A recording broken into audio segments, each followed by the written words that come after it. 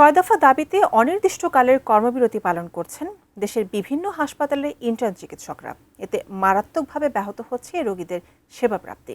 Barishal Sherebangla medical college হাসপাতাল থেকে সর্বশেষ অবস্থা জানাচ্ছেন প্রতিনিধি মোহাম্মদ হুমায়ুন কবির। হুমায়ুন, ছয় দফা দাবিতে ইন্টার্ন চিকিৎসকরা যে আন্দোলন শুরু করেছেন এবং সেই দাবির কারণে কিন্তু হাসপাতালের চিকিৎসা ব্যবস্থা ব্যাহত হচ্ছে। সর্বশেষ কি অবস্থা আপনি দেখতে পাচ্ছেন এই মুহূর্তে?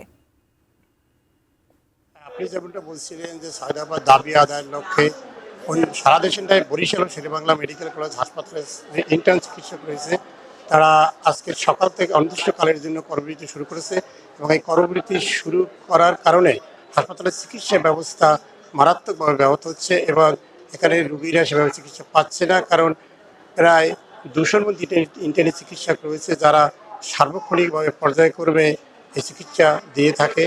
আমি রয়েছি শেরেবাংলা মেডিকেল কলেজ হাসপাতালে রয়েছি এবং আমি কয়েকজন ইন্টার্ন চিকিৎসকের সাথে কথা বলেছি। তারা বলেছে যে তাদের দাবি যৌক্তিক, এই দাবি আদায় না হওয়া পর্যন্ত তারা তাদের আন্দোলন চালিয়ে যাবে এবং আন্দোলন তারা পিছপা হবে না।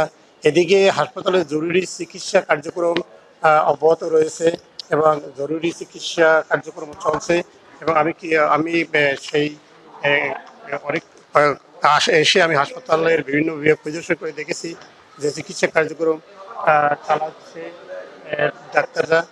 আর বেশি করে ইন্টার্ন চিকিৎসকরা তারা কোনো রকম কাজে তারা যোগ দিচ্ছে না এবং তাদের যে ছয় দফা দাবিগুলো হলো স্বাস্থ্য মন্ত্রণালয় কর্তৃক FCPS পার্ট 1 উত্তীর্ণ বেসরকারি যে চিকিৎসকদের পদোন্নতির যে সংক্রান্ত কমিটির প্রচলন রয়েছে সেটিতে বাতিল করতে হবে এবং স্বাস্থ্যকর্মীদের নিরাপত্তা আইন প্রণয়ন করতে হবে এবং নতুন পে স্কেলের সাথে সামঞ্জস্য রেখে ইন্টার্ন চিকিৎসকদের ভাতা 30,000 টাকা করতে হবে এবং এছাড়াও যে বেসরকারি যে প্রতিষ্ঠানে যে যারা চাকরি হচ্ছে তাদের বেতন কাঠামোর নীতিমালা প্রণয়ন করতে হবে।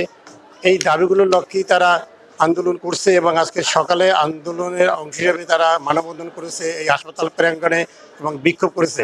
এই ছিল আমার কাছে বরিশাল ইন্টার্ন চিকিৎসকদের অবিরাম কর্মবিরতির সর্বশেষ।